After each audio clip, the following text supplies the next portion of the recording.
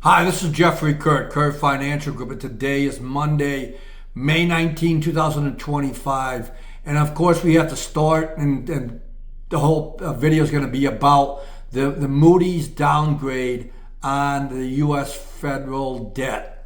In the words of Ron Burgundy, this is a big deal.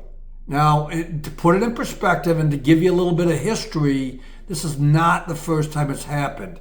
Back in 2011, S&P credit rating downgraded the debt, and in 2023, Fitch downgraded U.S. debt. So this is the third one. And also to give you a little bit of history, the stock market reaction in 2011, the S&P 500 went down 8% over the next 2 months. In 2023, the S&P 500 went down 10% over the next 3 months. We're going to include some graphs and some charts here to kind of show you how asset classes reacted both to the S&P and to the Fitch, and also just when and how the credit rating agencies downgraded the U.S. debt. Now, I think it's interesting is because we've been talking about the higher yields, in the Treasury market in recent, weeks, and like that, and so maybe there's some inside information on this getting out, but clearly the market sniffed this out before, and again, as I said, this is a big deal because it's going to cost more theoretically for the U.S. to borrow money, and we are borrowing a lot of money. So. Let me point out some of the bullet points that came from the Fitch downgrade back in 2023. Number one, erosion of governance. In other words, nobody in Washington was addressing the issue. Rising government deficits. Again, nobody doing anything and just spending more money.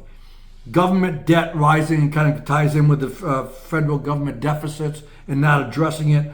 Unaddressed fiscal challenges, and again, federal interest rate hikes. Again, that was 2023. The Fed was hiking back then, and Fitch took them down with those 5 bullet points, and 4 of them still are present today, and nobody's doing anything. So again, I don't know. The stock market's reaction today kind of muted. I thought we'd be down more. The futures market overnight was down more. And it's kind of, the stocks have kind of stabilized, but boy, I just think that this is kind of a big deal. A couple other things to point out that the projected interest payments by 2035, if we don't do anything, 2035 it could be 30% of the federal government deficit. 30% will go to interest payments if we don't do anything. And that's up from 18% in 2024 and 9% in 2021. Another thing, just as a sideline, I think this is pretty interesting too, kind of tangent to this, is the Japanese bond market.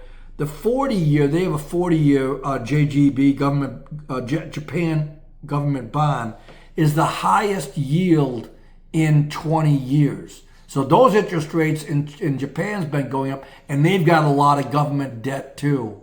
So again, big news in an environment with lots of other news.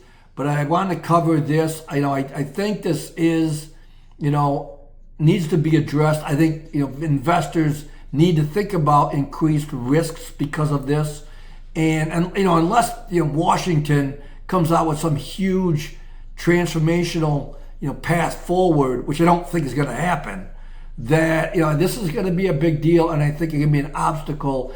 And the Friday afternoon doing this in the combined with all of the other things going on, I think that, again, this is a big deal. It increased risks across all markets. So we'll leave it at that. Thank you for listening. Be back on Wednesday. If something happens important, might do one on Tuesday, but otherwise be back on Wednesday. Again, thank you for listening and good luck.